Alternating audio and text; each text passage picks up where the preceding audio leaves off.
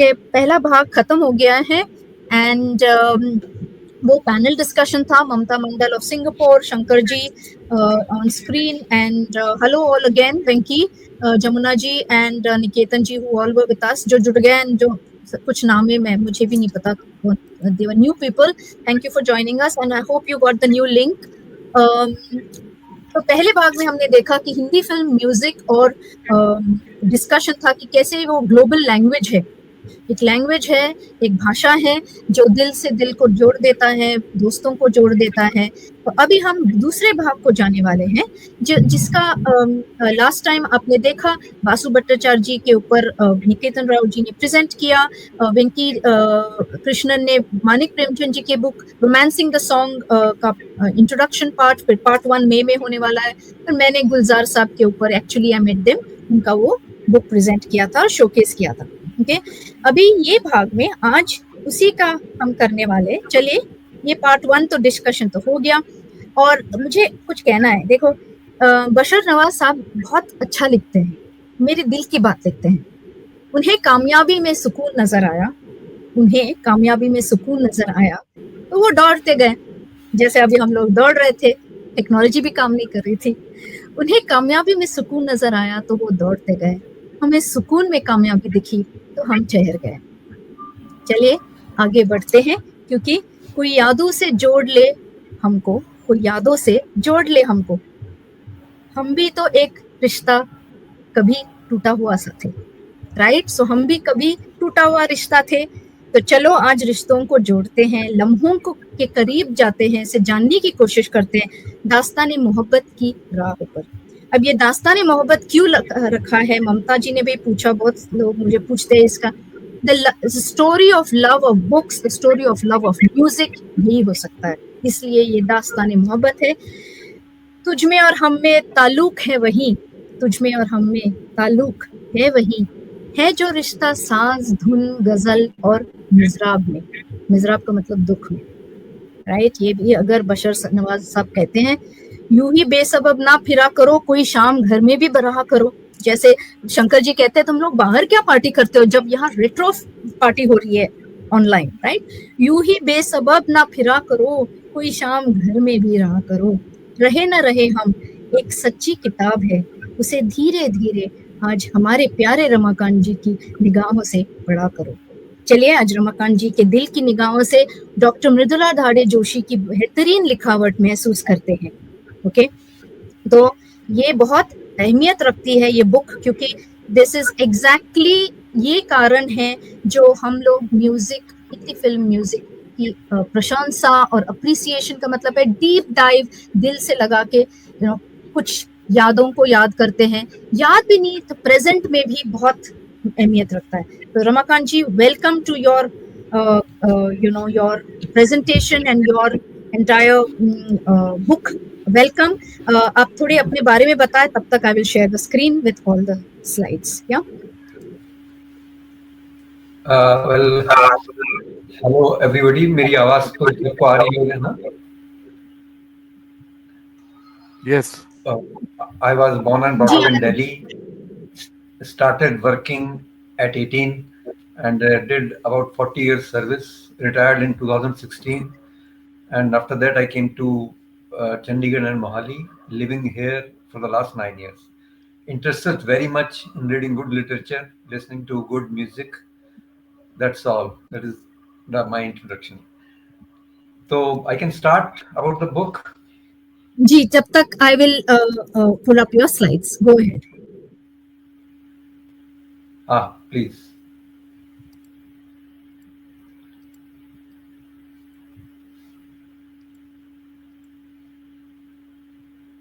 तो ये तो रमाकांत जी, मेरी आवाज आ रही है, तो रमाकांत जी के बारे में क्या कहने? He is a very erudite, very thoughtful person. हमारे आरफो की टीम से उन्होंने तो अपने बारे में बता दिया, लेकिन मैं थोड़ी सी जानकारी उनके बारे में कहती हूँ, जो शायद दोस्त लोग और जो जुड़ जाते हैं उनके रिव्यूज को लेकर। मैंने कहा था लोनावला के म्यूजिक फेस्टिवल में भी हमारे नॉस्टैल्जिया के कि उनका जो रिव्यूज लिखते हैं, वो जो नजरिया से गाने सुनते हैं और जब किसी की पेशकश होती है मेंबर प्रेजेंटेशन में, जो जिन उनके रिव्यूज की जितनी हम इंतजार करते हैं, शायद किसी और चीज के लिए हम व्हाट्सएप पे इंतजार करते हो, यू नो। तो वो इंतजार ही जिंदा रहना है उसका। ये मैं वो फरहान अख्तर, दोस लाइंस मैं बोलती हूँ कि तब जिंदा हो तुम, कि तुम इतनी इंतजार करती हो रमाकांत जी के रिव्यू के लिए। रमाकांत जी, you're on your journey today of showcasing Dr. Mridula Dade Joshi's book, and over to you. Okay, thank you so much. तो डॉक्टर मृदुला दाढ़े जोशी ने ये बुक 2018 में मराठी में लिखी थी, रहे न रहे हम, और पब्लिश 2018 में हुई थी। उसके बाद इसका हिंदी अनुवाद 2021 में हुआ। इसमें उन्होंने 12 मुख्य संगीतकारों का काम लिया है। उनका नाम मैं बता देता हूं आपको, जो उन्होंने लिए हैं इसमें: सी रामचंद्र, सलिल चौधरी, शंकर जयकिशन, मदन मोहन, रोशन, सचिन देव बर्मन, वसंत देसाई, ओपी नैयर, हेमंत कुमार, जयदेव, खय्याम और लक्ष्मीकांत प्यारेलाल। तो इन्होंने इस पुस्तक की जो भूमिका में वो थोड़ा सा, जो मैं उसके कुछ अंश सुना देता हूं कि कैसे उनको ये आइडिया आया। उन्होंने म्यूजिक में पीएचडी की है, तो उसका जो शोध प्रबंध था, उसका जो विषय था, वो ही उन्होंने हिंदी फिल्म संगीत को ही रखा था। इतना ज्यादा उन्हें इससे प्यार था। तो उनकी अपनी भाषा में तब तक अनगिनत संगीत कार्यक्रमों के अंतर्गत इन गीतों को गाती रहती थी। हर बार इन गीतों में नई खासियत नजर आती थी। वादकों से हुई चर्चाओं और इन गीतों के बारे में हुई बातचीत, तो कभी विवादों में बहुत कुछ सीखने को मिला। दृष्टिकोण विकसित होता गया। ये गीत कैसे बने, कौन सा विचार था इनके सर्जन के मूल में, ये स्वर संगीतकार के मन में कैसे आए, ये सब बातें मुझे शांत बैठने नहीं दे रही थी। कोई प्यारी सी किताब पढ़ते हुए उनकी भावनाएं रम जाएं, ऐसे ही एक एक गीत पर मैं कई बार ठहर सी जाती थी। गीत के बोल, अर्थ, श्रुति, बोलों की फेंक आदि में मैं खो सी गई। गीतों ने मुझ पर जादू कर दिया। संगीतकार का टेम्परामेंट क्या है मेरी समझ में आने लगा। तो बाद में उन्होंने ये अपना राइटअप समाचार पत्र लोक सत्ता में मैंने 8 संगीतकारों के बारे में लिखा। ये लेख समीक्षात्मक रसास्वादन है। लेख कुछ प्रशंसात्मक तरीके से बन पड़े हैं, क्योंकि मुझे संगीतकारों के गुण ही दिखाई देते हैं। मुझमें उनके दोषों और कमियों की चर्चा करने का अधिकार नहीं है, इसलिए मैंने उनकी सीमाओं की चर्चा नहीं की। तो ये उन्होंने अपनी भूमिका में लिखा है। इसके बाद में मैं सीधा, अच्छा, जो उन्होंने वो लेख लिखे थे उसमें वो पहले महीने में एक बार प्रकाशित होते थे, फिर महीने में 2 बार होने लगे। और उसकी जो प्रशंसा की, उनकी सूची में सबसे पहले नाम डॉक्टर अश्विनी भिड़े देश पांडे जी का है, डॉक्टर जब्बार पटेल का है, पंडित सत्यशील देश पांडे का है, सुधा मल्होत्रा का है। ऐसे ऐसे लोगों ने उनकी बहुत प्रशंसा की। तो सबसे पहले उन्होंने पहले संगीतकार को जो कवर किया है वो है सी रामचंद्र। और इन्होंने हर एक चैप्टर का जो हेडिंग दिया है वो बड़ा इंटरेस्टिंग था। इसमें उन्होंने लिखा, संगीत जानने वाले और ना जानने वाले सभी रसिकों के प्रिय सी रामचंद्र।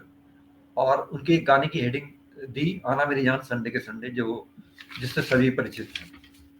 तो मैं क्या कर रहा हूँ कि हर एक संगीतकार के बारे में जो उन्होंने एक एक चैप्टर दिया था, मैं उन्होंने जो डिस्कस किया है एक पर्टिकुलर गाना या 2 एट द मोस्ट, उसके बारे में उनके अपने क्या विचार थे वो मैं आपके सामने रीड कर रहा हूँ।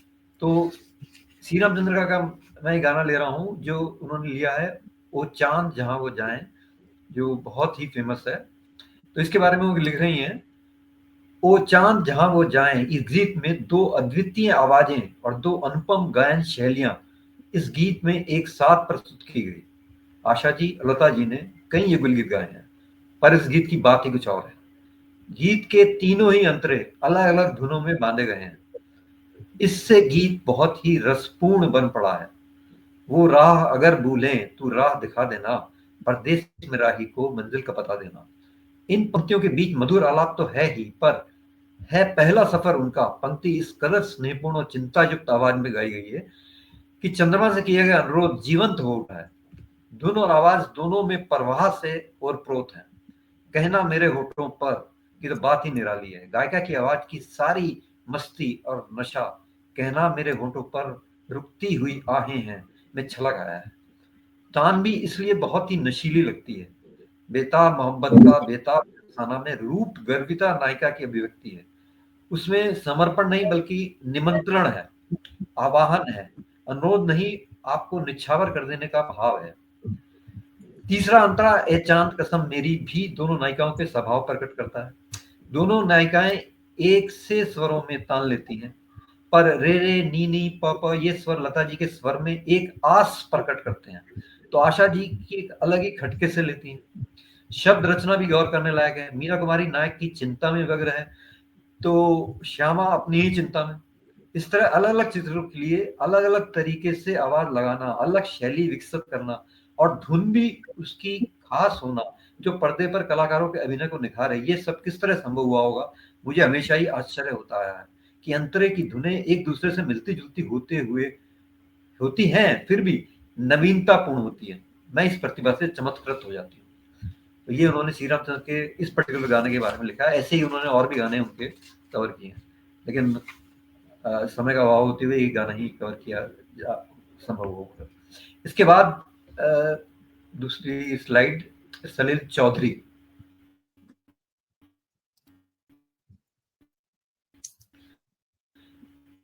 सलील चौधरी के बारे में हेडिंग वो लिख रहे हैं, लिख रही हैं, तर्क से आ जा रहे परदेसी। तो इनका जो मैं एक पैरा ले रहा हूं जो उन्होंने लिखा है, वो इस गाने के बारे में नहीं है, एक और गाने के बारे में है।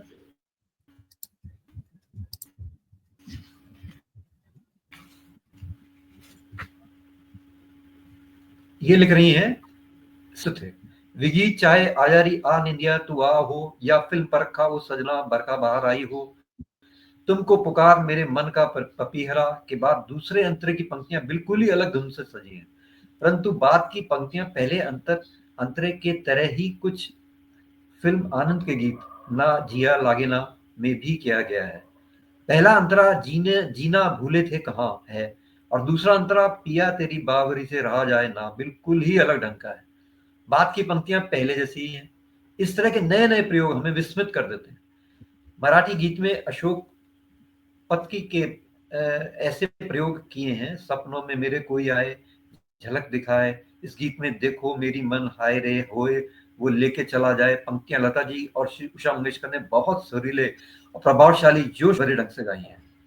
ध प म प म ग म ग रे ग रे सा, सुंदर आलाप के बाद गीत फिर सपने में मेरे पर आ जाता है, बहुत धीमे से पर ऊर्जा से भरकर।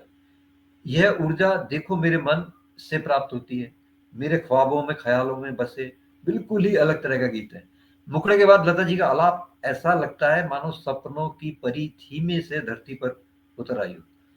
गीत एक अलग ही टोन में गाया गया है। लता जी का आलाप ए दिल कहाँ तेरी मंजिल के आलाप से मिलता जुलता है, समानांतर है। धुन कितने विविध प्रकार से बनाई जा सकती है, ये इस बात का उदाहरण है। सरिल्दा के कुछ गीतों में तो हमें सोचने को बाध्य कर देते हैं। फिल्म परख का मेरे मन के दिए में बिना किसी वाद्य की संगीत के लता जी का कोमल और धीमा अस्फुट का स्वर, उसकी क्या उपमा दी जाए। इतनी निर्मूल और मासूम आवाज में गाने के लिए सलील दा ने लता जी को किस तरह निर्देशित किया होगा, ये समझ नहीं पाते। इस गीत में एक भी तालवाद्य नहीं है। चर्च के कॉयर के मेल से जो धुन बनी है, उसका आनंद लेने के लिए भोर के एकांत में इस गीत की मधुरता से कभी खोकर देखिए। धीमी मृदुल स्वरों से युक्त फिर भी बेहद असरदार धुनें सलीलदा की विशेषता है। उनके गीतों की हारमोनी हमें मोह लेती है। तो ये सलीलदा के बारे में था। तीसरा स्लाइड ये है शंकर जयकिशन। मद से झलकता मदिरा का प्याला, ये उन्होंने हेडिंग दिया है। और उनके जो गाने का पहला मुखड़ा उन्होंने लिया तेरा जलवा जिसने देखा, जो बहुत मशहूर गाना है उजाला का। तो मैं उनका जो पोर्शन ले रहा हूं,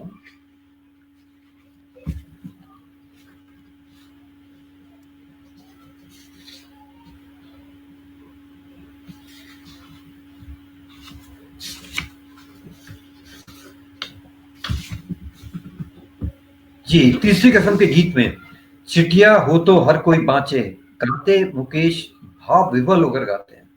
मुझे तुमसे कुछ भी ना चाहिए, मुझे मेरे हाल पे छोड़ दो। गीत का दर्द मुकेश और सरोद के स्वर संवाद के से सजीव हो उठता है। एसजे को स्वरों के चुनाव का सही ज्ञान था। ऐ मेरे दिल कहीं और चल गीत के लिए उन्हें तलत महमूद की ही दरकार थी। बेचैनी और उद्वेग तलत साहब की आवाज में प्रभावशाली ढंग से व्यक्त हो सका है। अंधे जहां के अंधे रास्ते, जाएं तो जाएं कहां, दुनिया तो दुनिया तू ही पराया, हम यहां ना वहां।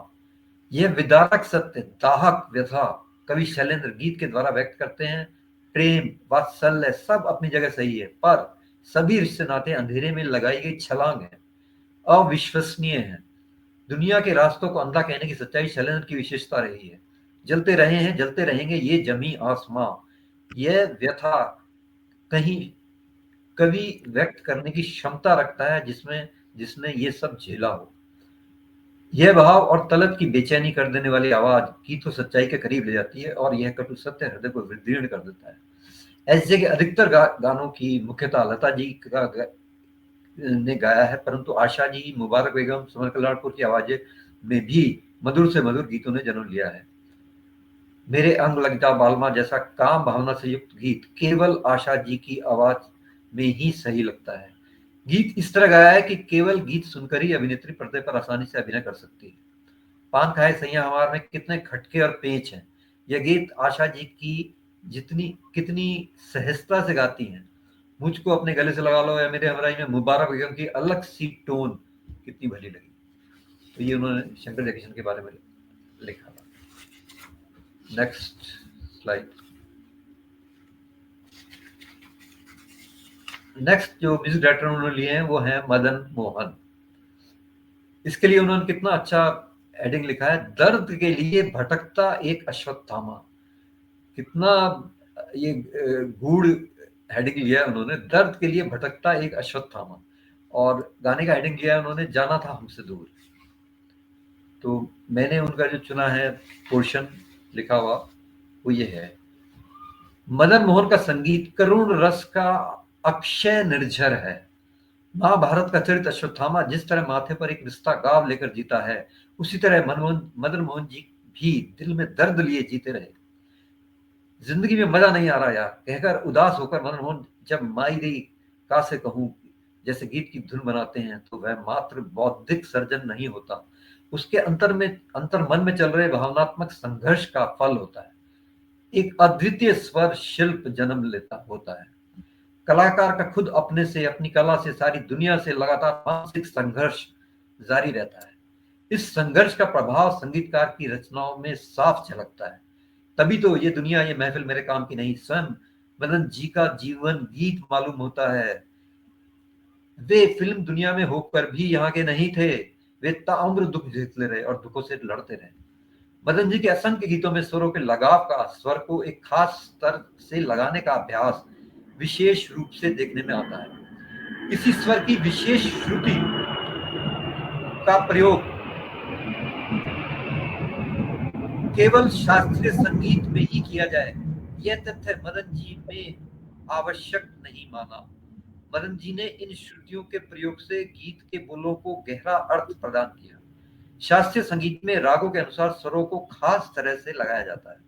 स्वर का खास लगाव होता है, उसकी सहायता से राग का साक्षात्कार होता है। राग का भाव स्पष्ट होता है। किस स्वर के कोमल, अति कोमल या चढ़े सुर में होने से राग पर इनका बहुत प्रभाव पड़ता है। आज सोचा तो आंसू भर आए, मुद्दतें हो गई मुस्कुराए। इस गजल में आज शब्द कोमल निषाद है, जिसे अति कोमल और कुछ सपाट स्वर में लगाकर जीवन का अधूरापन बहुत ही प्रभावशाली ढंग से व्यक्त किया गया है। वो भूली दास्तां में दास्तां शब्द का ऋषभ भी अति कोमल है, जो श्रोता को हिला देता है। तो ये मदन मोहन के बारे में था। Next slide. इसके बाद आते हैं रोशन। रोशन स्वरों की दुनिया में अपने मन का चैन खोजती बेचैन आत्मा। कितना अच्छा उन्होंने हेडिंग दिया इसमें। अब क्या मिसाल दूं, ये उन्होंने उनका गाना रेखांकित किया है। मैं जो बुक का पोर्शन ले रहा हूं वो है जो मेरे दिल के बहुत करीब है गाना। स्वप्न झरे फूल से, मीत चुभे शूल से, लुट गए सिंगार सभी बाग के बबूल से, और हम खड़े खड़े बाहर देखते रहे, कारवां गुजर गया वो बाहर देखते रहे। साक्षात निराशा, विफलता और स्वप्न भंग से भरा ये गीत फिल्म नई उम्र की नई फसल से, जो मूलतः कवि नीरज की कविता है। गीत की धुन भावानुकूल है और बेहद असरदार है। कोमल ऋषभ कलेजा हिला कर रख देता है। इस गीत को हर श्रोता को अपने अपने अनुभवों के संदर्भ में सुनना होता है। हर व्यक्ति की एक ना एक दुखती रग होती है, हृदय में एक आस होती है। उस जख्म को यह गीत कुरेद देता है। बर्बादी के जश्न का यह गीत है, असहायता में पूरी तरह डूब जाने का गीत है। और हम झुके झुके मोड़ पर रुके रुके उम्र के चढ़ाव का उतार देखते रहे। हाथ में रेत की मानंद फिसलती जिंदगी को रोका कैसे जाए। धूल के गुबार को असहाय होकर देखते रहने के अलावा हम कर भी क्या सकते हैं। बेचैन कर देने वाले इस गीत को किस स्थिति पर फिल्माया गया, ये जानने की उत्सुकता तो थी, सो ये फिल्म देखी। फिल्म के में चुनाव के दौरान एक वोट से हार जाने पर नायक निराश होकर गीत गाता है। कविता के शब्द और धुन दोनों ही इतने असरदार हैं कि वे किसी कहानी की मोहताज नहीं। बिना किसी संदर्भ के भी कविता सशक्त है। अगर एक बार यह गीत कानों में पड़ जाए तो उससे उबरने में काफी समय लगता है। फिल्म चित्रलेखा का एक गीत है जिसमें साहिर के खरे खरे बोल हैं। बैराग के ढोंग का, संसार को माया मोह कहने वालों का उन्होंने प्रखर विरोध किया है। संसार से भागे फिरते हो, ये भोग भी एक तपस्या है, तुम क्या त्याग के मारे क्या जानो, ये पाप है क्या, ये पुण्य है क्या, रीतों पर धर्म की मोहरें हैं। लता जी का स्वर सार सप्तक के सा पर इतना सटीक लग रहा है कि लगता है जैसे बंदूक की गोली छूटी हो। साहिर के खड़े करे और स्पष्ट स्वर, स्पष्ट विचार हृदय को छू लेते हैं। भगवान को तुम क्या पाओगे पंक्ति में लता जी क्या का उच्चारण जिस तरह करती हैं, उपहास की भावना स्पष्ट हो जाती है। उसे बार बार सुनने को जी चाहता है। तो ये था उनका श्वसन के बारे में विचार। अगले संगीतकार उन्होंने लिए हैं सचिन देवबर्मन। उनके बारे में वो हेडिंग देती हैं, कोमल स्वरों से जादू जगाता चिर युवा जादूगर। कितना अच्छा उनके बारे में लिखा, चिर युवा जादूगर। और उनका हेडिंग लिया उन्होंने गाने का, आजा चल दे कहीं दूर। तो मैंने उनका जो पोर्शन लिया है वो ये है। इसमें लेखिका कह रही हैं, जब संगीतकार स्वयं गायक भी होता है तो वह गायक गायिका से आवाज की फेंक मीन्स थ्रो, शब्दों पर जोर देने और उच्चारण का पूरा अभ्यास करवाता है। जैसे मराठी में सुधीर फटके की बनाई धुनें अन्य गायक कलाकारों ने गाई तो उन गीतों पर बाबूजी की गायन शैली का प्रभाव साफ दिखाई देता है। बरमंदा की धुनें जब लता जी, आशा जी और गीता दत्त ने गाई तो बरमंदा की गायकी साफ झलकती है। सोच के गगन झूमे गीत में आज अभी चांद निकल आएगा की पंक्ति में चांद शब्द को हल्का सा झुलाया गया है, जो खास बरमंदा का स्टाइल है। उनकी अपनी गायन शैली कितनी अलग खास है, बिल्कुल देशी खुरदरी सी आवाज है। उनकी आवाज में गीत मुख्यतः स्त्री के मनोभावों को व्यक्त करते हैं। पुरुष स्वर में स्त्री की भावनाएं व्यक्त करना अपने आप में एक अलग ही बात है। मेरे साजन है उस पार, सफल होगी तेरी आराधना, नायिका के मनोभाव हैं। वहीं वहां कौन है तेरा मुसाफिर में गराजू गाइड के जीवन के अजीब से मोड़ की व्यथा को बंदा की आवाज पूरी तरह व्यक्त करने में सक्षम है। कोई भी तेरी राह ना देखे, आंख बिछाए ना कोई, कोई राह देखने वाला नहीं है। कितनी गंभीर स्थिति है ये। थोड़ा सा पोर्शन मैंने इनका ये भी लिया है दादा का। गीत के किसी बोल को खास तरीके से झुलाना दादा की खासियत रही है। रुला के गया सपना मेरा में वो ही है हमें दिल, वो ही हम बेसहारे में हमको जिस तरह झुलाया गया है, सुनकर देखिए। दिल जले तो जले गीत में किसी की ना सुन गाए जा में सुन को भी इस तरह से झुलाया गया है। फैली हुई है सपनों की बाहें में, आज आज चल दे कहीं दूर में, दूर की मधुरता इस झुलाने में ही दूर में एक सीडी बजते जैसे सुनाई देती है। और मैंने इसमें इनका एक पोर्शन और थोड़ा सा इस गाने को और लिया है। फैली हुई है सपनों की बाहें, गीत नहीं एक सुंदर सपना है। कोई गीत पर्दे पर किसी प्रसंग की तरह बेहतरीन पृष्ठभूमि तैयार कर सकता है। इस गीत का उदाहरण ये गीत है। सुंदरता, गीत के बोल, संगीत इस तरह पर्दे पर सजीव हो उठता है कि दर्शक अपने आप को इस गीत का हिस्सा मान लेता है। गीत का आरंभिक आलाप एक मधुर वातावरण सा निर्माण करता है। आ चल दे कहीं दूर, प्यारा सा निमंत्रण है। इस पुकार को कौन अनसुना कर सकता है।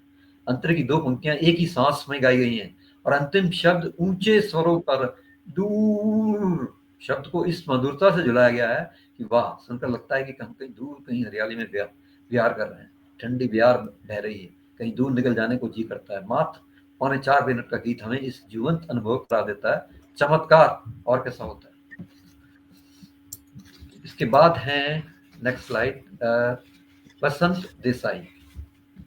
शुद्ध सात्विक विमल स्वरों का निर्जर। कितने सटीक इन्होंने मौजू लिए हैं। तेरे सुर और मेरे गीत। तो इसमें मैंने इनका ये गाना लिया है जो कम सुना है। मन के भाव और प्रकृति को सुंदर शब्दों और मनोहर धुन के माध्यम से एक रूप होते हुए सुनना है तो संपूर्ण रामायण का गीत बादलों बरसों नयन की कोर से सुनना होगा। नयन की कोर शब्द का प्रयोग विरले ही हुआ, पर यह शब्द मन को भा जाता है। बादलों बरसों नयन की कोर से बिजलियां कड़के हृदय की ओर से बादलों शब्द को सुंदर तरीके से झुलाया गया है। एक घटाओं गर्जना को थाम लो, आज मेरे कर्म स्वर से काम लो, बंध गया सावन नयन की डोर से। बादलो मेरी आंखों की कोर से बहो, मेरे प्राणों की बेचैनी में बिजली की कड़कड़ाहट एक रूप हो जाए मेरी करुण पुकार से कि आगे तुम्हारी गर्जना कुछ भी नहीं। कितनी अनोखी कल्पना है। प्राण तड़पे भाग्य की झकझकोर से, बादलों बरसों नयन की कोर से। झकझकोर शब्द मधुर शब्द तो नहीं, पर वह भी कितना नाद मधुर हो गया है इस धुन में। एक और मधुर तरल प्रेम गीत है, माल गुंजी राग पर आधारित। नैन सो नैन नाही मिलाओ, जनरल बाजे। नैन सो नैन नाही मिलाओ में जो भाव अभिप्रेत है, मुग्ध भाव और मधुरता है, वह इस धुन से पूर्णतः व्यक्त हो जाती है। मुखड़ा खरज में बांधना साहस का काम है जो आमतौर पर नहीं होता। इसी से प्रणयालाप बहुत संयत हो गया है। उद्यान में नृत्य की सहायता से मन के भावों की अभिव्यक्ति के साथ कोरस बेहद प्रभावशाली है। दर्श के साथ एक रूप जैसे कोई मस्त फुआरा हो। ध सा स्वरों का कोरस मस्त समा बांध देता है। नील गगन पे झूमेंगे आ, बादल का प्यार देखेंगे आ। गगन शब्द पर शरद दिव्य आभास की अनुभूति कराता है। तो ये था बसंत देसाई का पोर्शन। अगले संगीतकार और अगली स्लाइड। अब आ रहे हैं ओपी नैयर। इसका एडिंग वो देते हैं, बहुत अच्छा, बहुत देती हैं। मस्ती भरी शाम, कैसा जादू बलम तूने डाला। You want to say something now before you exit? We'll stop here for a brief time so that you can exit. No? Better to. No, I have 5. I have 5 minutes and you can be heard on camera.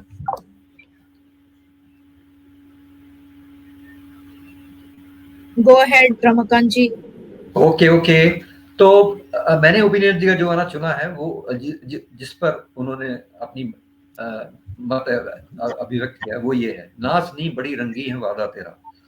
मस्ती भरे ठेके के कारण बेहद लोकप्रिय हुआ गीत। दूर बहुत मत जाओ से बड़े इत्मीनान से शुरू होता है। नाजनी बड़ा पर ढोलक धड़ाक से उठाता है कि क्या बात है। इस गीत में कितनी बार रिदम पैटर्न बदलता है, यह खास ओपी स्टाइल है। इस गीत में क्या नहीं है, पहले इत्मीनान से एक शेर है, फिर ऊर्जा से भरा गीत, फिर लय और रिदम को दोगुना करने का चमत्कार। हर बार अलग ढंग से स्कैनिंग की गई से गाई गई पंक्तियां। हमदम मेरे खेल न जानो चाहत के इकरार को, जाने जहां याद करोगे एक दिन मेरे प्यार को, कि आगे छाए हो पर छोटी सी मीठी तान है। हर बात आकर्षक है इस गीत की। अगर यह गीत धुन बनाने के बाद रचा गया हो तो कवि को दाद देनी होगी। तैयार धुन पर अर्थपूर्ण गीत रचना का बढ़िया उदाहरण है ये गीत। ओपी की धुन का ठसका, मस्ती भरा ठेका, हमदम मेरे पर ताल में बदलाव, इन सब खास बातों में के बावजूद इस गीत की शब्द रचना काबिल तारीफ है। तुम्हें मुझसे लगा तो है पर शायद वह प्रेम नहीं है। कितना अनोखा ख्याल है। हम सफर तू ही है मेरा है, लेकिन सनम साथ में है किसी अजनबी के कदम। थोड़ा सा डर है मन में। शब्दों को जानबूझकर किया गया अभिनय। प्रेमी से इकरार करवाने की जिद, उससे कहना कि तुम्हें प्यार है ही नहीं, और फिर उसका एतबार दिलाना। कितने प्यारे बहाव है मन में, गीत और संगीत से सजे। तो थोड़ा सा मैंने एक और गाना इनका लिया है, मैं सोया अखियां नीचे। अलग ही प्रकार का गीत है।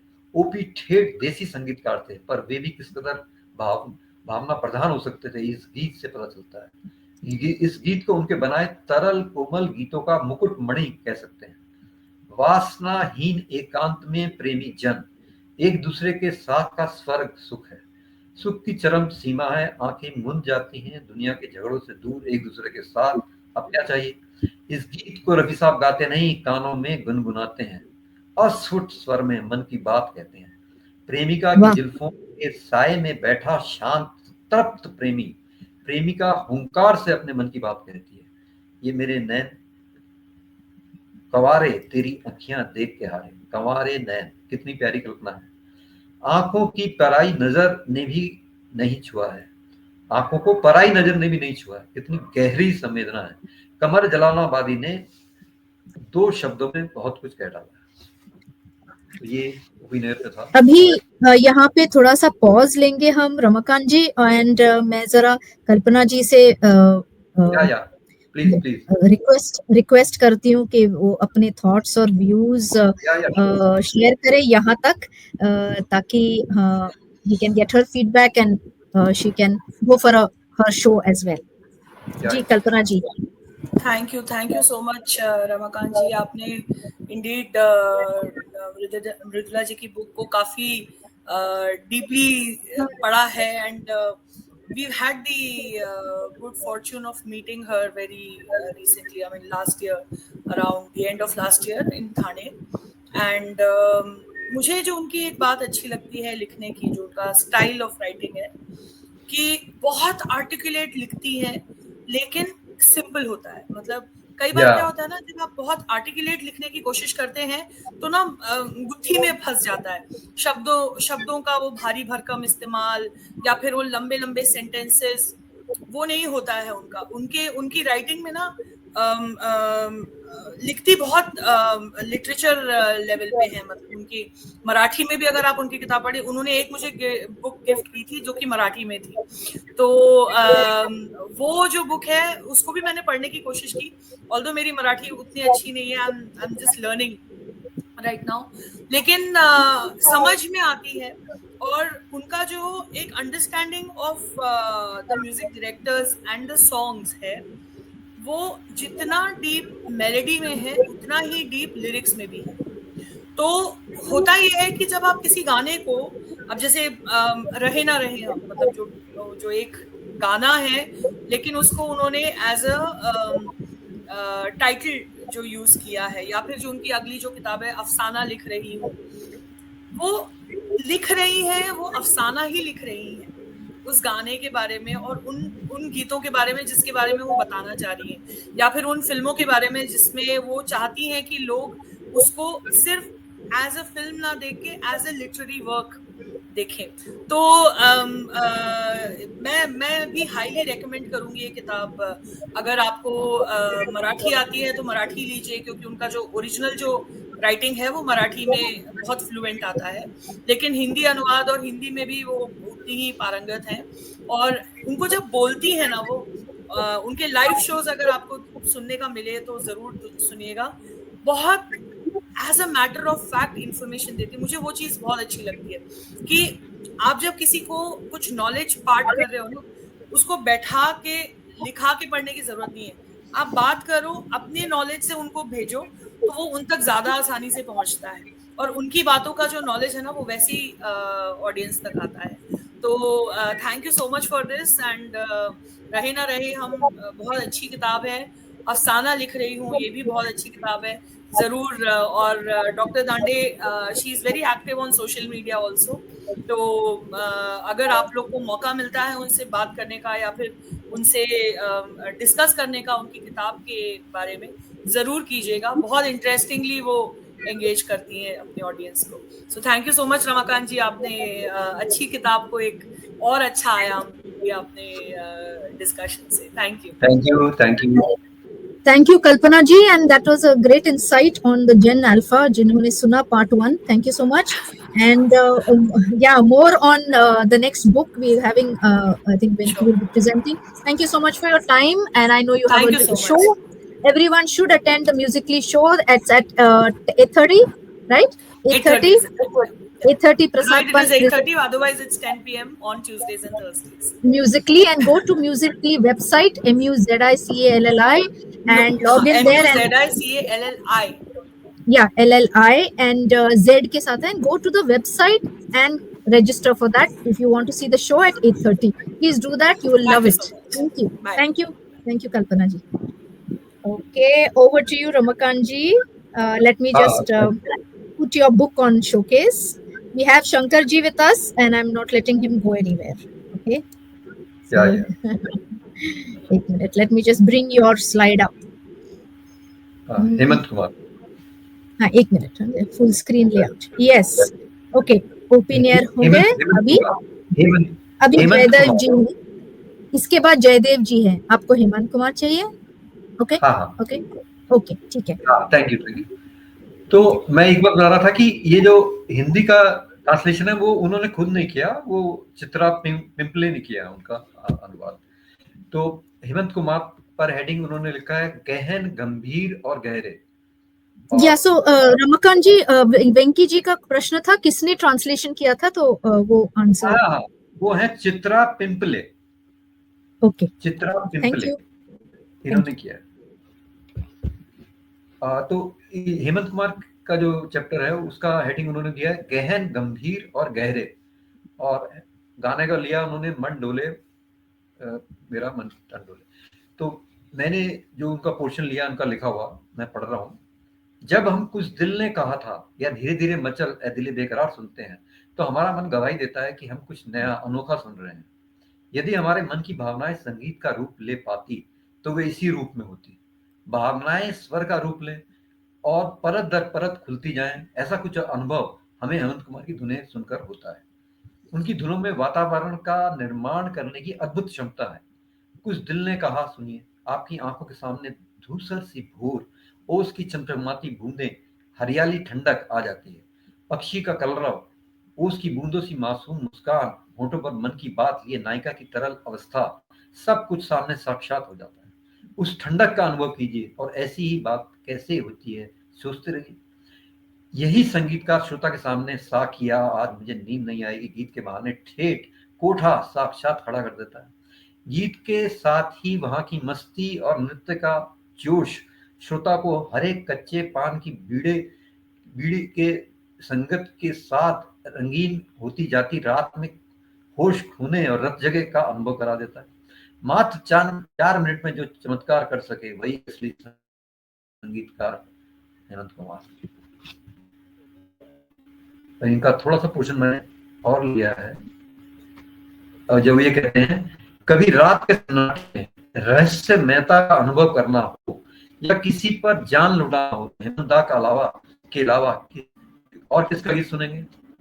हाल ये है मस्ती का, सांस लगी थमने, उतने रहे प्यासे हम जितनी बीपी हमने, गम को बढ़ा गई गम की रात. इन गीतों की प्यास न बुझी है न बुझेगी. प्यासे रहने का मजा ही कुछ और है. तो ये हेमंत कुमार प्रधान का लेख. अगले संगीतकार स्लाइड है जयदेव. सुख भरे गीतों के भंडार, ये उन्होंने शीर्षक दिया. नेक्स्ट स्लाइड जयदेव पर. जयदेव हाँ या थैंक यू. कभी खुद पे कभी हालात पे रोना आया, ये उन्होंने हेडिंग लिया था. और मैंने इनका जो पोर्शन लिया है वो ये है कि कुछ गीत फुर्सत में बनाई हुई चीज कहलाने के हकदार हैं. एक गीत नहीं नगीने हैं, हर गीत केवल खुशियां ही देता है. जयदेव को सरोद बहुत दे रहा है. सरोद केवल वाद्य के रूप में ही नहीं है, गायक स्वर भी सरोद के स्वरों का रूप ले लेता है. आपकी याद आते कर देखिए, आपको एक झोल सुंदर सी मींड का अनुभव होगा. यह सरोद का ही कमाल है. यह गीत हर क्षण आपको आनंद से भर देगा. गीत ताल के बिना ही आरंभ होता है. दूसरे अंतरे के बाद धीरे से ताल आरंभ होता है. डफ और टिपरी धीरे से गीत में प्रवेश करते हैं. साथ में सरोद तो है ही संवाद के लिए. चश्मे नम मुस्कुराती रही सुनकर सुख और दुख दोनों ही अनुभूतियां एक साथ होती हैं. तू चंदा में चांदनी अद्वितीय रचना है. सदियों में ऐसे गीत गिने चुने ही बनते हैं, ऐसा कहें तो अतिशयोक्ति नहीं होगी। भले ही कोलावेरी डी के जितने लोगों ने सुना है उसके अनुपात में मात्र कुछ प्रतिशत लोगों ने ही यह गीत सुना हो, पर यह गीत है खरा सोना। बहुत ही तबीयत से, फुर्सत से यह गीत बनाया गया है। तीनों ही अंतरे अलग अलग तर्ज में बांधे गए हैं। दादरा से कहरवा, कहरवा से दादरा, जैसे छुपन छिपाई खेलते हैं। लता जी की तीव्र भेदक आवाज, बेहतरीन कविता, रेगिस्तान की पृष्ठभूमि और मांड रंग से परे मन मोह लेती ये सौरावली।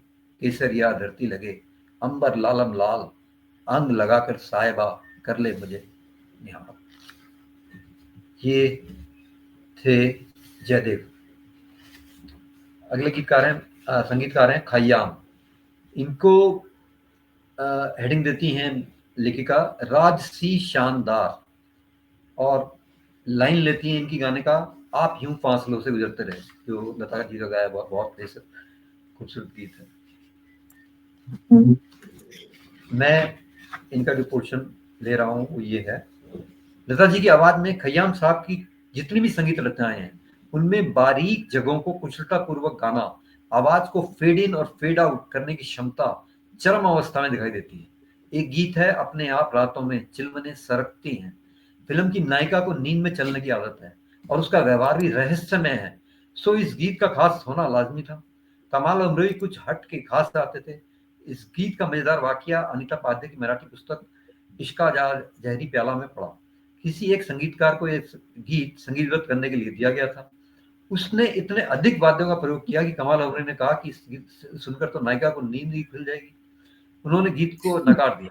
जब यह गीत खयाम साहब को दिया गया तो उन्होंने गीत को किस ऊंचाई पर पहुंचा दिया।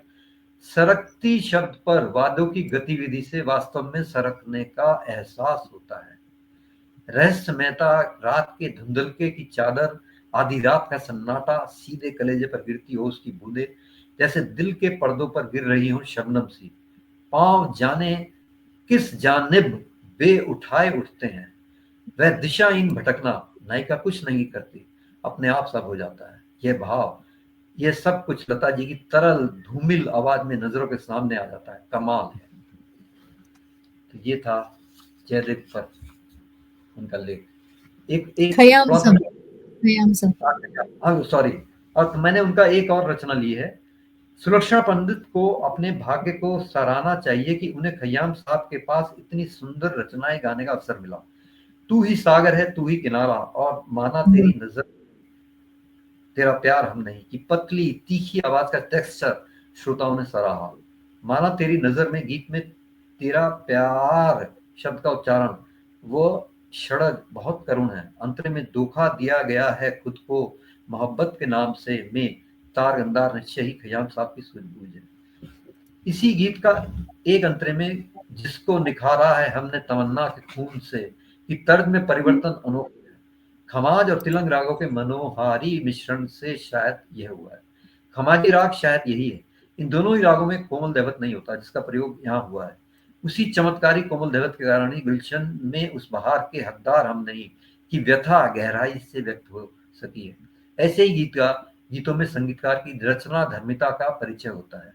जो वातावरण स्वरों के माध्यम से बनाया है उसे बदलकर वातावरण को अन्य दिशा में ले जाने के लिए आत्मविश्वास आवश्यक है, अन्यथा कुछ नया करने की चाह में हम कुछ भी नहीं कर सके। ऐसे कई बहादुर देखे जा सकते हैं। जिसको निखारा हमने में बदली हुई तर्ज अगली बार फिर तिलंग में लौटाती है, क्योंकि मुखड़े पर लौटना था। वापस लौटने के लिए एक छोटी सी तान प नी सा ग रे सा है जो फिर से पुराने वातावरण में लौटने में सहायक है। इसी का नाम कंपोजिशन है। तू ही सागर है तू ही किनारा, ढूंढता है तू किसका सहारा, सुलक्षणा का गाया महत्वपूर्ण गीत है। गीत पर राग अहिर भैरव की छाया है। एक ही राग दो संगीतकारों को जीवन का मर्म स्पष्ट करने में सहायक हो सकता है। मसलन कल्याण आनंद जी ने अपने जीवन की उलझन को कैसे मैं सुलझाऊं पर भी अहिर भैरव की गहरी छाया है।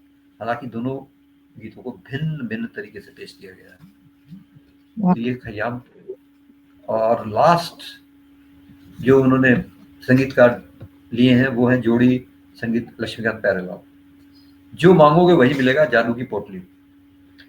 और उनके गाने की हेडिंग ली है आप आए बाहर आए। मैंने उनका पोर्शन जो आपके सामने प्रस्तुत करना है वो ये है। वो लिखती हैं, लक्ष्मी प्यारे के युगल गीत केवल युगल गीत नहीं होते, महत्वपूर्ण बात है ऑर्केस्ट्रेशन। ये दिल तुम बिन कहीं लगता नहीं, हम क्या करें। थोड़ा लता जी का, थोड़ा रफी साहब का, और उतना ही ऑर्केस्ट्रेशन का भी गीत है। वायलिन समूह को इस गीत से अलग किया ही नहीं जा सकता। कितनी बार इस गीत को याद किया जाता है, उतनी ही बार उस वायलिन को भी याद किया जाता है। गीत के आरंभ से ही लता जी की आवाज में एक प्रकार का आग्रह है, निश्चय है। अगर प्रेमिका को पहले प्रेम का इजहार करना जरूरी हो जाए तो उसकी आवाज का कुछ अलग होना लाजमी है। यह आवाज उसी तरह की है। प्यारे लाल जी ने कई बार कहा है कि उन्होंने लता जी, रफी जी, किशोरदा मुकेश को आवश्यकता के अनुसार अलग अलग तरह की आवाजें लगाने को कहा है। यह बात इस गीत से स्पष्ट हो जाती है। देखा जाए तो तबले पर सीधा सा दादरा है, पर कुछ इस अंदाज में बजाया गया है कि मुंह से निकल कर पड़ता है, क्या बात है। तुम ही कह दो अब ए जाने वफा हम क्या करें। क्या पर महीन सी तान है जिसकी टाइमिंग का पता लगाना मुश्किल है। लता जी की शुरुआत ही इस गीत में जबरदस्त है, जो रफी साहब के हिस्से में आई भूमिका पर भारी पड़ती है। तुम और हम का उच्चारण लाजवाब है। तुम ही पर महीन सी तान है, अब ए जाने वफा में एश पर ऋषभ को स्पर्श करती बड़ी प्यारी स्वरावली है। पहले अंतर के बाद किसी के बाद एक विराम है और उसके बाद तबले की बहुत खूबसूरत उठान है। इस गीत का उत्कर्ष बिंदु है M2 अर्थात दूसरे अंतर के पहले वाला संगीत। यहाँ वायलेंस के जो पीस हैं, प्यारे लाल जी की जितनी तारीफ की जाए कम है। इस पीस की अंतिम दो मात्राओं में जिन कलाकारों ने अपनी कारीगरी दिखाई है सभी प्रशंसा के हकदार हैं। और मोहब्बत कर तो लें, लेकिन मोहब्बत थोड़ा साए भी दिलों को बोझ लगते हैं, कभी जुल्फों के साए भी। दुनिया की वास्तविकता के बीच प्रेम करना कठिन है। जो इस प्रेम का मूल्य जान सके, प्रेम उसी को समर्पित किया जाना चाहिए। और भी गमे जमाने में मोहब्बत के सिवा कुछ ऐसा भाव है इस गीत में। व्यथित प्रेमी की आवाज की थरथराहट रवि साहब ने सही व्यक्त की है। तुम्हारे दिल में क्या है बस इतना बता दे दो। व्यक्ति में दिल में के उच्चारण में तीव्र, मध्यम, खनकदार और स्पष्ट है। उसके साथ ही शुद्ध मध्यम स्वरों का स्वभाव पता नहीं होता। गायक कलाकार की आवाज और गायिकाओं के स्वरों का स्वभाव समझ आता है। बुझा आग दिल की में आग का गंधार ताक क्यों मालूम होता है? इसका कारण गायकी है। इसे खुलकर हवा दे दो गाते हुए हवा दे दो में ह पर सांस तेजी से छोड़ी गई। यह लता जी की कुशलता है कि वह श्रोता को हवा का अनुभव करा देती है। अन्य किसी के लिए ऐसा उच्चारण करना आसान नहीं है। तो ये इस बुक का रीडिंग पोर्शन था जो यहाँ खत्म हुआ।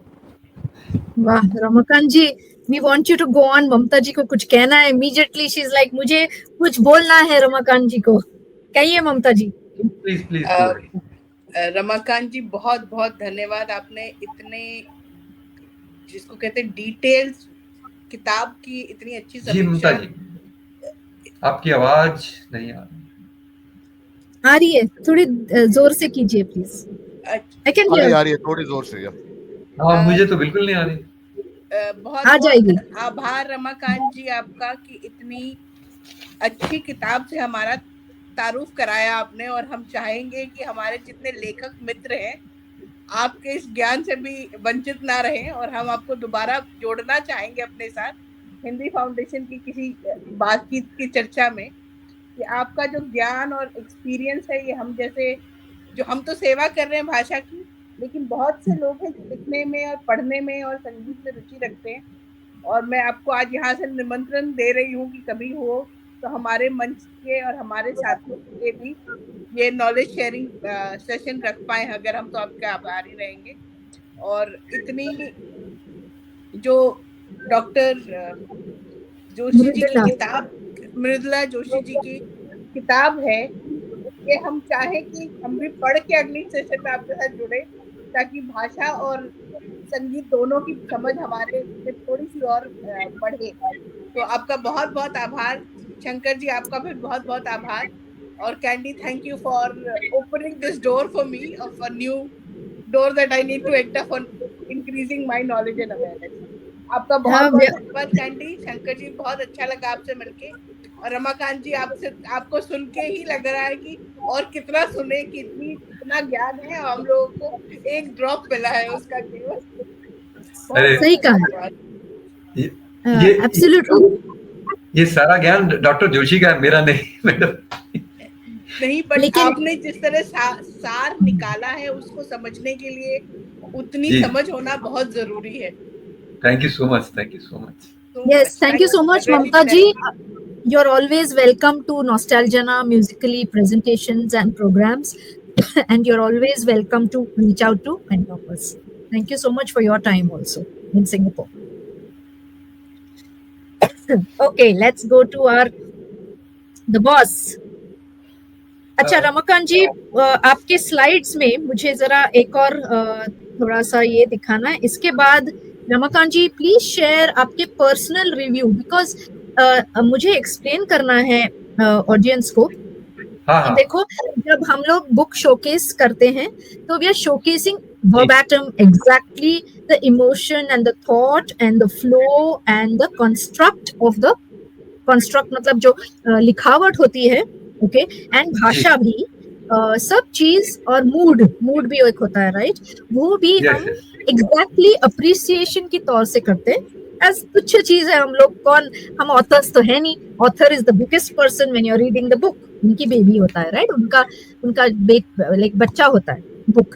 तो अभी हम लोगों ने शोकेस किया है, अप्रिशिएट किया है, बट ये भी है कि ऑडियंस की तरफ से और आप बुक रीडर की तरफ से आपकी एक सोच होगी, आपके नॉलेज के मायने भी होंगे, और कुछ प्रिंसिपल्स होंगे जो आप अभी हमसे शेयर करने वाले हैं कि आप रेटिंग क्या देते हो, लेआउट कैसे लगा बुक का, आप क्या सोचते हो कि ये आसान है समझने के लिए, और क्यों लोगों ने पढ़ना चाहिए, क्या है इसमें इतनी खासियत जो आपने चुना।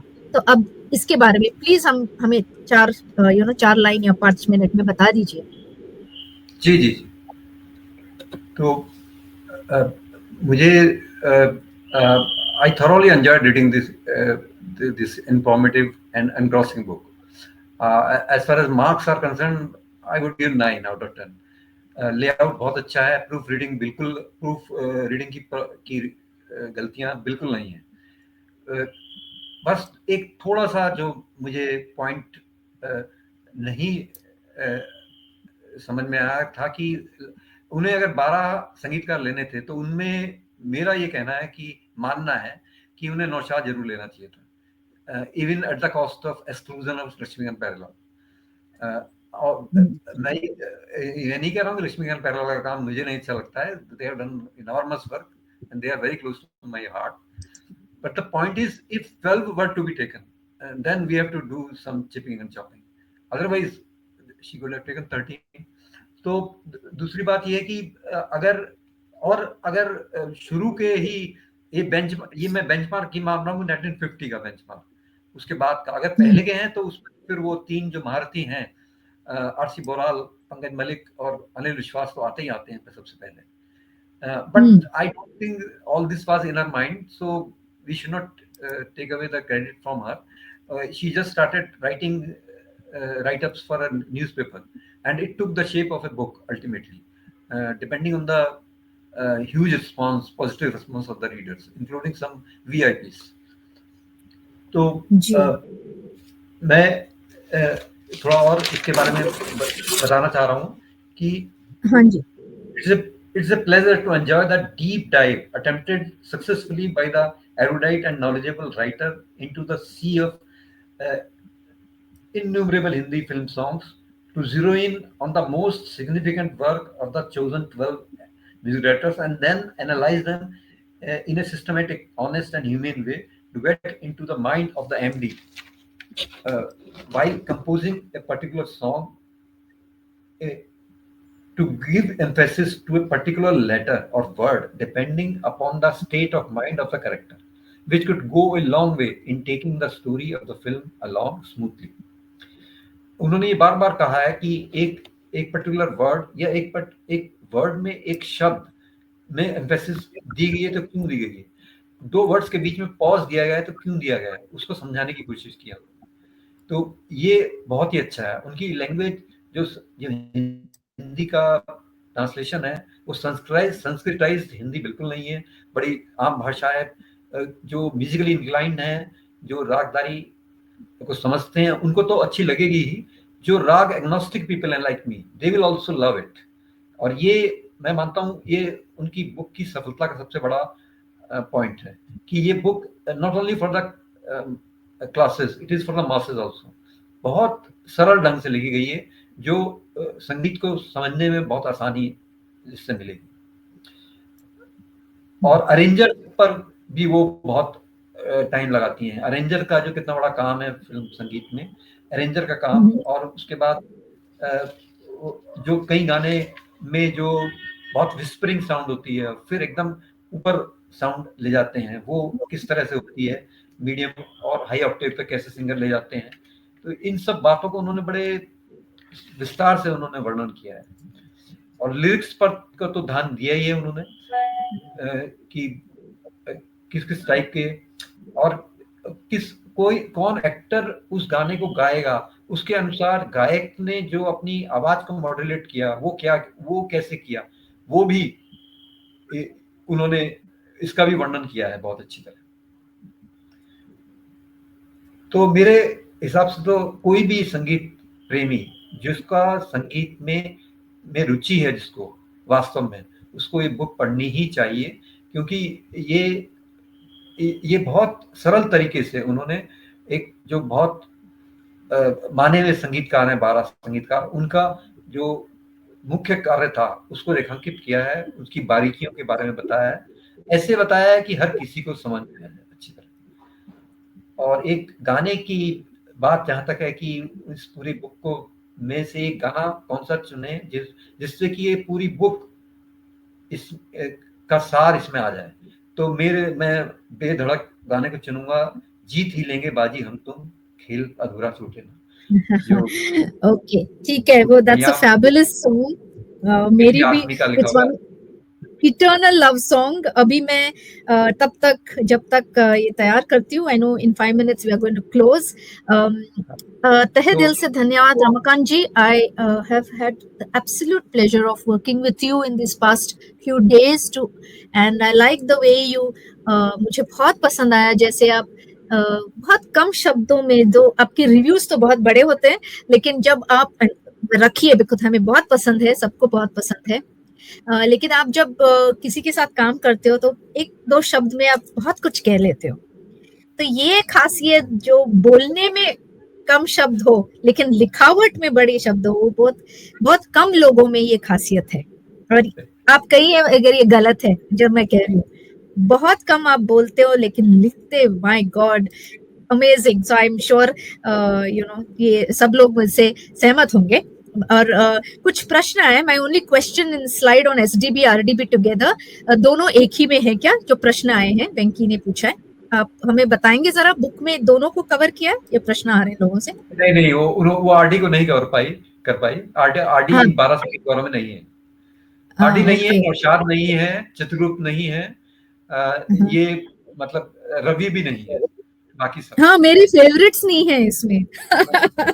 वो बात जो है कि कुछ ना कुछ उसमें से निकालने पड़ते, तो वो तो कहीं ना कहीं नहीं, हम तो ये करेंगे मृदुला जी से कि प्लीज शंकर जी आप उनको बताएं कि तीसरा वॉल्यूम बना दे, कि ये जो मिस्ड आउट हो गए, सिंपल है। हाँ, वो तो लिख सकती है, बट मुझे बहुत अच्छा लगा जो आपने तिलंग के बारे में कहा, जो वापस ले आना है, राइट, कुछ गानों में उनकी पकड़ म्यूजिक पे इतनी अच्छी है। No wonder she is teaching in university of Mumbai, and nostalgia में खयाम रफी जी के ऊपर तो कर चुके एक प्रोग्राम, प्लीज औरों पे कर कीजिए।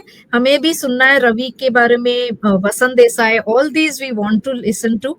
तो प्लीज शंकर जी, मेरी ये दरख्वास्त है और प्रार्थना है आपसे कि उनको फिर से बुलाएं और प्रोग्राम कीजिए, because Mrs Joshi is fabulous. जब हम लोग प्रोग्राम्स बाहर देखते हैं, बट नॉस्टैल्जिया का शी हैज, वो actually she lives your vision, which is बहुत कम सिंगर्स नॉस्टैल्जिया का vision of as Hindi film music as art form जीते हैं।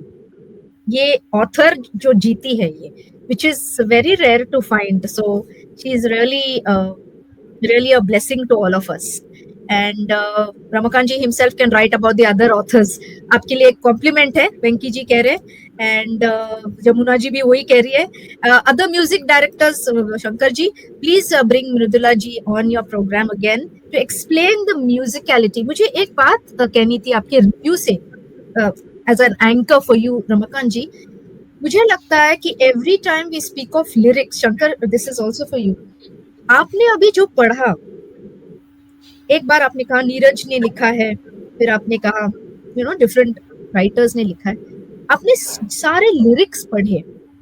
ओके, इट इज स्ट्रेंज कि लिरिसिस्ट का नाम हम बहुत कम लेते हैं म्यूजिक डायरेक्टर के हिसाब से, बट सही है, बिकॉज अगर वो शब्द नहीं होते तो आप म्यूजिक कहाँ लगाते? बिल्कुल. और ये बात नहीं है कि पहले कौन आता है, लेकिन आप जो शब्द अपने आप रातों में चूड़ियां खनकती हैं, लेकिन वो शब्द है, किसी ने लिखा है, राइट? तो उसका मीटर, उसका वो यूनिक है. तो मुझे लगता है कभी लिरिसिस्ट के हिसाब से भी हमको सोचना चाहिए और मृदुला जी से भी कहनी चाहिए, बिकॉज म्यूजिक उनकी वजह से हो रहा है, सिंपली इंस्ट्रूमेंटल तो नहीं सुन. So Shankar, now over to you. My comments, my thoughts. I enjoyed working with you, Ramakant ji. I'm so grateful. Thank you so much. And okay, over to you, Shankar. Your thoughts. Actually बहुत कुछ कह दिया है रमाकांत जी ने, और आपने तो मुझे एक्चुअली कहने के लिए कुछ है नहीं, बट जरूर मैं उससे सहमत हूँ कि कुछ संगीतकारों का इंक्लूजन होना चाहिए था, और जिसमें Naushad, Ravi, Chitragupta, Rahul Dev Burman, and if I were to even extend it, Kalyan ji Anand ji का भी नाम होना चाहिए, क्योंकि वो लोग प्रोलिफिक कंपोजर्स हैं. भले ही आप एग्री करिए या ना करिए उनके स्टाइल से, लेकिन वजन काम का बहुत तगड़ा है इन लोगों का. Good volume of work. और दूसरी बात, दो और चीजें मैं जरूर कहना चाहूंगा लिरिक्स के ऊपर. मेरे ख्याल में जब मृदुला जी एक स्वयं ट्रेन्ड सिंगर रही हैं, जब वो नुएंसेस ऑफ द मेलोडी जब वो गाकर सुनाती हैं और कंपोजर के माइंड के जो ख्याल है वो शेयर करती हैं, मुझे लगता है वहाँ उनके भाव जो लिरिक्स के प्रति हैं वो भी बाहर आते ही हैं. तो she might not be fully focusing on the lyrics as a starter, but I think वो उसको ध्यान में रखती है और फोकस करती है कि कैसे कंपोजर ने एक शब्दों को कंपोज करते हुए ध्यान दिया है या वजन दिया है शब्दों के ऊपर, when she hums herself and narrates. But maybe if she increases her focus separately on lyricists and lyrics, it might be a different output for all of us. That's one. दूसरी बात यह है कि खुद वो बहुत सीखी हैं एज अ सिंगर, तो एक पर्सपेक्टिव सिंगर की ओर से जो कंपोजर उनके कॉम्पोजिशंस में लाते हैं वो भी एक अच्छा हमको पढ़ने और सुनने में मिलता है. जब हमारे शो में आई थी, so very different analytical mind if I were to say, because of her own तालीम एंड नॉलेज अबाउट सिंगिंग. तीसरी बात यही लगता है कि वो बहुत ही एक मैं क्या समझता हूँ, आर्ट को आर्टिस्ट के आगे रखती है. शी प्रेफर्स और gives importance to the art ahead of the artist, and that is actually seen well in her the way she approaches the topics. वो कभी भी एजेंडा ड्रिवन नहीं फोकस करती है, तो वो बहुत एक रिफ्रेशिंग बात है जो हम आमतौर पे लोगों में जल्द नहीं पाते हैं इस चीज को. मुझे लगता है ऐसा. There's always some agenda when people talk about music or composers or styles or so on and so forth. And last but not the least, she digs deep to the extent possible, and covering so many composers is something that is very special. और उनके ऊपर जैसे रमाकांत जी ने बताया, वो इतना detail में जिस तरीके से वो गई है, it's commendable, and I think more and more of her books and shows we should always experience. And I'm sure Ramakant ji, to answer your question, she must be having Ravi, Kalyan ji, Anand ji, Naushad and Chitragupta in mind, because I'm sure she's a very neutral music lover without any agendas in her mind. So thank you for everything that you have said. Great review of the book as always expected. Yeah, absolutely. And I thank you, Shankar, for supporting us and this venture, which is a offshoot of Arphorians only, of all of us. And the next month is Venki is going to take part of the part one of the other book, Romancing the Song. So similar to you, Ramakanji. So that's a big one. So the next book, Ramakanji, whenever you're ready, let us know. We have multiple books. Shankar, I thank you very much for your time. I know we have an 8:30 show happening. And I welcome everybody, Groove Studio. All the singers are Arphorians, and we have non-Arphorians joining us. please subscribe to this channel and please join Nostalgiana's Monday, Wednesday, Friday, and weekend shows. The online Zoom, not like StreamYard. We had a little problem, but thank you so much for all your time. Thank you, Ramakanji. God bless you. God bless you, Shankar. Thank you. All that you do. God bless all our viewers and audience. Thank you for joining us. Thank you. Thank you. I will say thank you to yes, Jamuna Iyer. Thank you. Prasad is going to play the MP. Yes, join us for that. And thank you, Venki. Thank you, everyone. Thank you, Niketan. And thank you, Mamta ji of Global Hindi Foundation. तहे दिल से शुक्रिया सब viewers को हमारे